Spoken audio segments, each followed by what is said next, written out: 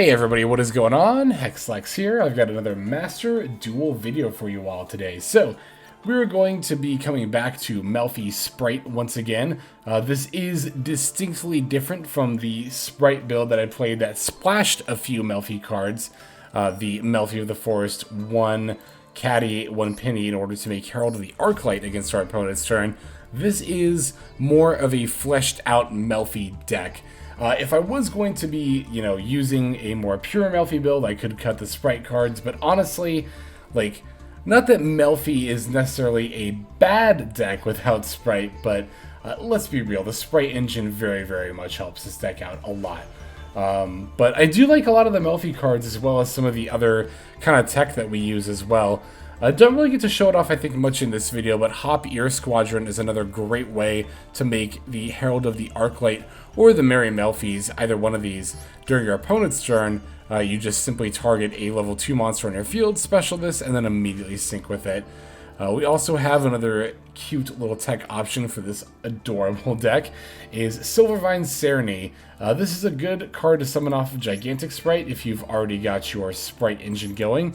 The Serni can sack itself to target a level 2 monster in your graveyard and special it, and then special level 2 monster from your hand that has a different attribute. We have a whole bunch of different attribute level 2 monsters. We have, Serni herself is wind, as well as the Hop Ear Squadron. We also have the Dark Sprights, a couple of the Fire Sprights, Melffys are earth, Penny is even water, and yeah, the Nimble Beavers are also water. So there's enough variety among the level 2 monsters attributes that the Silvervine Serni, I think, ends up being a pretty nice tech piece here. So we are playing more copies of the Melffy cards that help us out quite a bit in this meta. This format, you can see that we're playing 3 Catty, not just, I think even our last Melffy Spright build, we only played 2. Definitely bumped this up to 3 because, the main use of Melffy of the Forest, even in a dedicated Melffy deck, is really just going to be to search the Melffy Catty to go into Herald of the Arclight. So, the way I see it, if you have a playset of Melffy Catty, you're more likely to just naturally open it, and then if you open it, you get to use the resources that you would use going into Melffy of the Forest to go into something else. It could be an IP Masquerena, it could be a number 29 Mannequin Cat. That would allow us to go into the End of Anubis if our opponent has either a Fiend or a Dark monster in play. So very helpful there. This is basically a Abyss Dweller Plus, but it's just a level 6 main deck monster instead of a rank 4 monster. But again, we summon it fairly easily thanks to the number 29 Mannequin Cat in our extra deck. We have 3 Wallies. Wally is definitely, in terms of Melffy cards, the best one, standalone, as it can bounce itself back to summon 2 Melffy monsters from the deck with different names. I'm still also rocking, and speaking of cards that can summon 2 Melffy monsters, still rocking a set of Rescue Cat here. I really, really like Rescue Cat. It's a 1-card Gigatic Spright. Pretty similar to Nimble Beaver. It's a little more susceptible to disruption than something like Nimble Beaver, just because it has to, send itself to the graveyard. And it's also not a level 2 monster, but, we have, obviously, more than enough level 3 or lower beast synergy here, so I still thought it was a pretty decent include. And it's been playing pretty well, honestly. We are still, of course, playing our dedicated Spright engine of 3 blue, 3 jet, and 1 of each red and carrot for the monster lineup, and then we have the 2 starter and a smashers here, as well as our regular extra deck suite of Spright cards here. One thing I have changed about the extra deck is I included Cat Shark, because this deck actually ends up being a lot more, not a lot more, but a little more control-y than like regular pure Spright.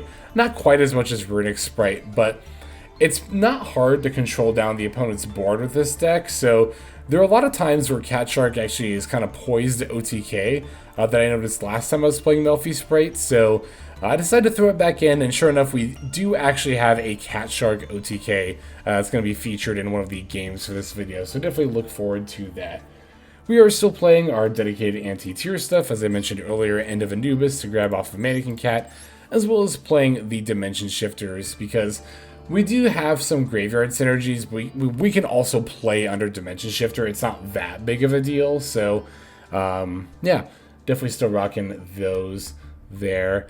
For our other level 2 engine, we are on Nimble Beavers. I tend to like the Dark Beckoning Beast still, I think a little bit more until we get Spright Sprind, whenever that is, but this is obviously better in particularly Melffy Spright because it is a level 2 beast, which can end up coming up very occasionally off of like Silvervine Serni. If you really need another target for Puppy, Melffy Puppy can summon it. You can add it back with Pony. If you want to, you can search it with Catty. That's actually relevant sometimes. So having the Nimble Beaver be a beast is, again, actually very relevant for Melffy Spright.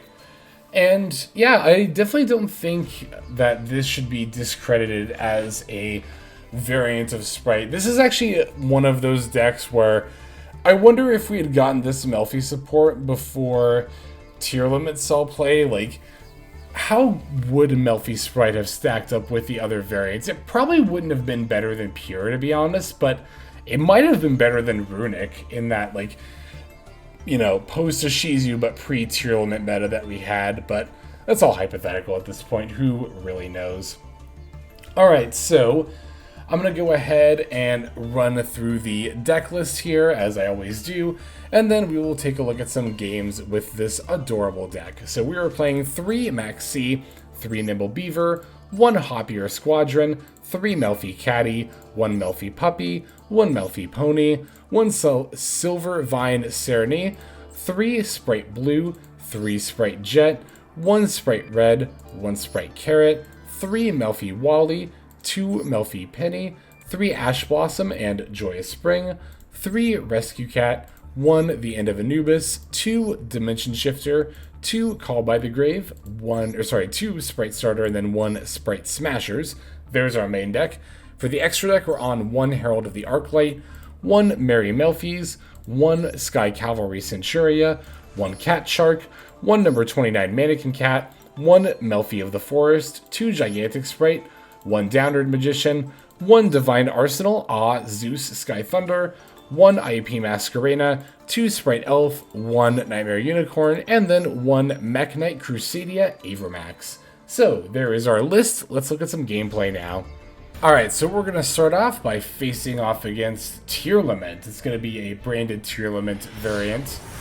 Seems to be leading more into Tier Laments with using branded as like a side, more of a side package. But in any case, we're going to be taking the second turn here, although we did open up a pretty good going second hand, in a hand where you have Maxx and Ash Blossom.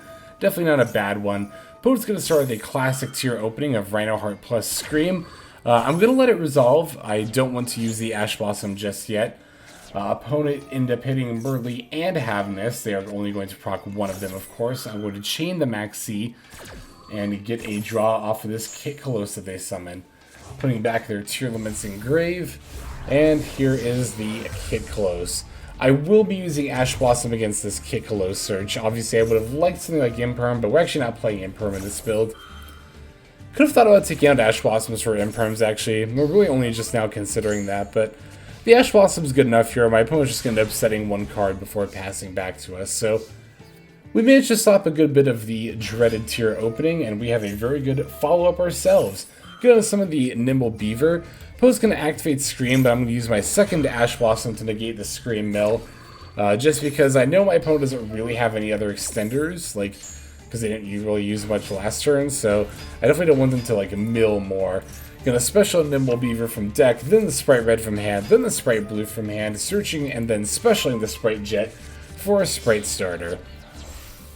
Now I get to send off my Nimble Beavers in order to summon a Spright Elf. Gonna use Spright Elf to just get back one of those Beavers, and basically just doing this to make, I got back Maxx. Doesn't matter, like I was about to say, I'm just using this to make a 3200 Gigantic Spright because I am going to go for an OTK on this turn. I'm going to use Spright Starter to grab the Carrot just in case I need to blank out this last back row. And then I will go for my Cat Shark. Now my opponent does have a couple of cards on their field, but I have the Smashers, so I have enough damage here to use my Gigantic Spright to battle over the Rhino Heart. Now I'm going to use Smashers to banish Cat Shark and Kit Kalos, and then the Jet, Red, and Carrot left over on my field have enough damage to smack my opponent directly 4 lethal. So there you go. That is a very nice, clean first game to show off here. Playing against Tier Laments. Fortunately, though, we opened enough disruption to stop them from doing their plays, and then cracked back with an OTK on our follow-up turn. Granted, we didn't end up using much of the Merry Melffy, but Melffy is what I meant to say. We didn't end up using much of the Melffy engine, but rest assured we will be seeing a lot of the Melffys in games to come. Let's go ahead and go straight into this next duel here. So, we're up against another tier variant here, but this is definitely a new one. My opponent's on, and I kid you not, invoked Shadal Madolche Tier Lament. They were playing all these engines in a like 46 card deck, so good on them, I suppose.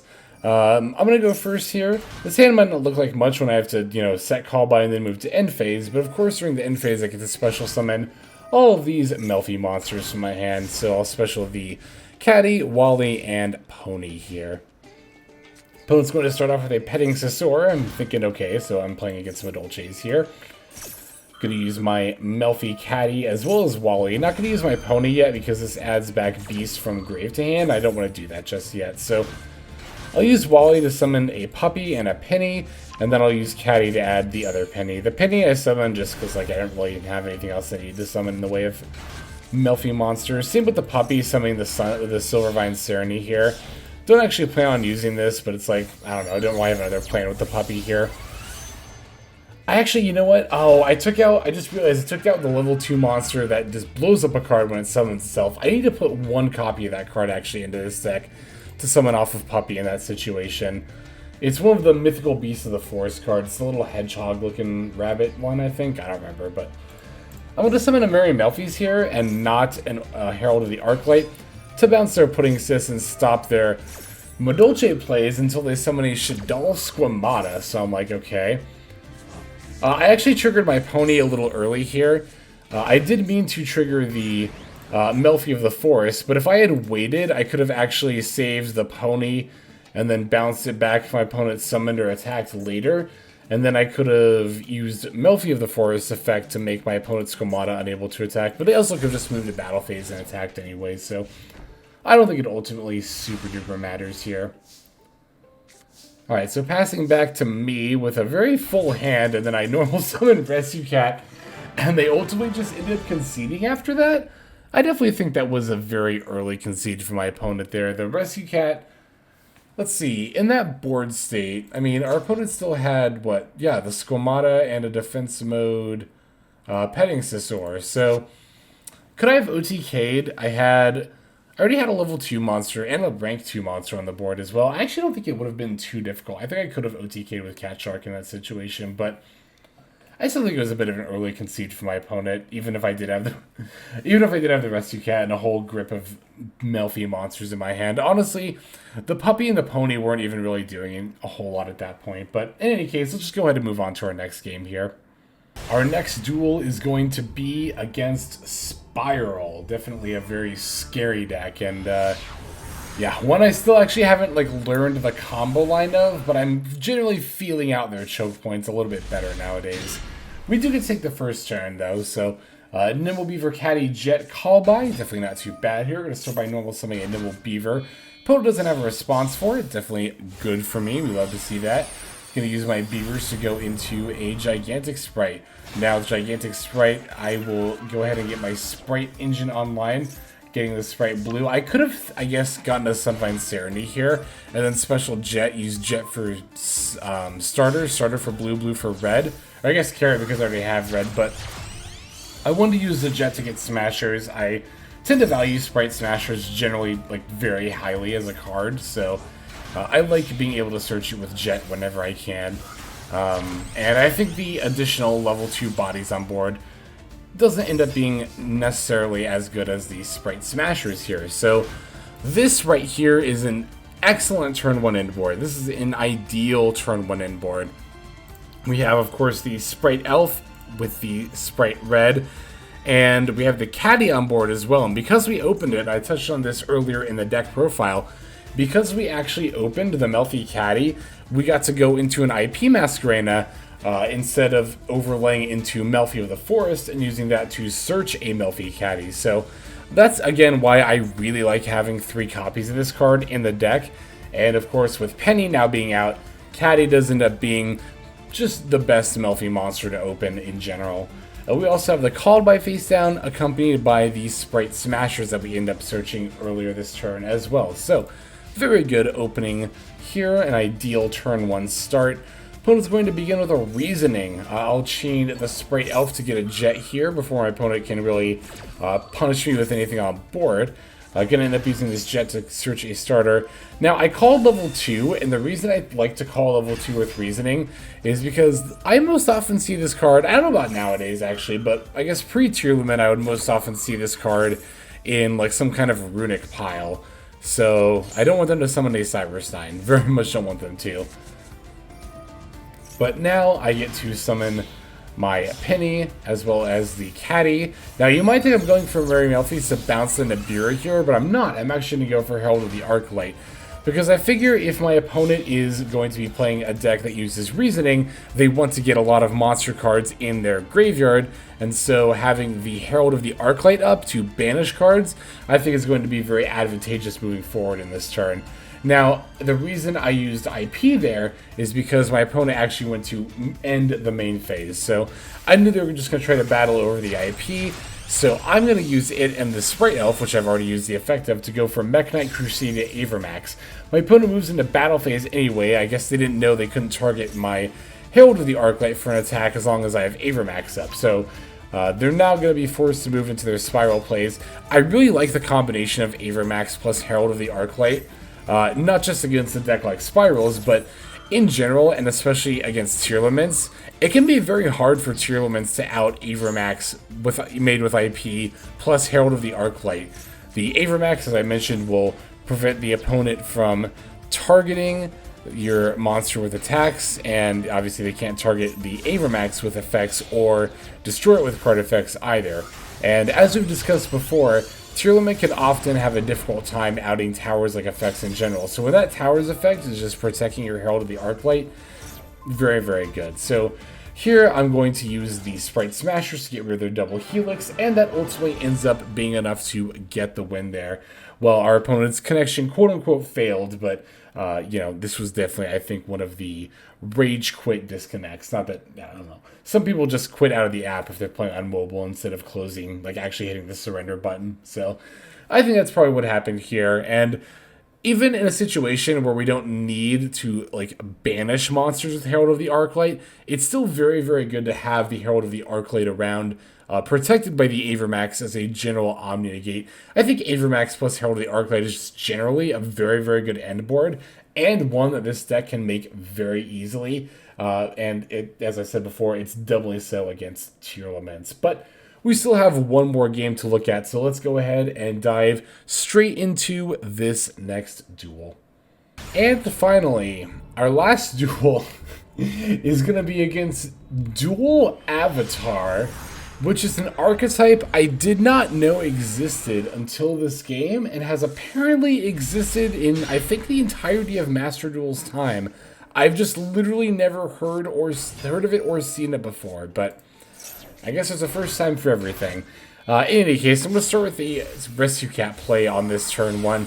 We did open the Dimension Shifter in Maxx C, so this also would have been a fantastic going second hand, but the Rescue Cat plus Spright Starter ensures it's going to be very good for our first turn here as well. Going to use the Rescue Cat to go into the Gigantic Spright, start our Spright engine with Blue, and then Jet. I'm going to grab Smashers. As I've said previously in this video, I generally just value Smashers very highly. Going into Spright Elf, going to use that to get back this Wally, and then use those to go into an Xyz monster by Melffy of the Forest. As good as Wally is, I'd rather just have Catty on field during the end of my turn, so that way I can summon the Herald of the Arclight as quickly as possible. This starter will allow me to throw out a Spright Red for some extra monster negation, and potentially destruction if I send Melffy of the Forest, and we have a Spright Smashers as well. Opponent has a Dark Ruler no more. That's definitely going to stunt our progress a lot as far as, well, disrupting their progress. They then use the field spell to add this dual avatar monster, and then I don't know why this deck plays stuff like Into the Void and Mallet, but it does. Again, I don't know anything about this deck at all. I see this card trying to add a dual avatar spell though, and I'm like, nah, I'll just use Spright Smashers in response to that.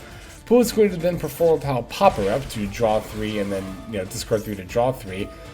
They've got a card destruction. I'll fire off a Maxx now just to ensure I've got it in case they try to do some, you know, hand, I guess, not hand, why did I say hand? Special summon shenanigans is what I meant. And then as soon as I'm confused by seeing that Cyber Angel ritual in the graveyard, the duel is over as quickly as it began. So I don't know anything about dual avatar. I spent like a minute or two before going into this game just reading over my opponent's card effects and trying to figure out like what their deck was trying to do, and I didn't see it. So I wish I could tell you more about this deck, but it's a new...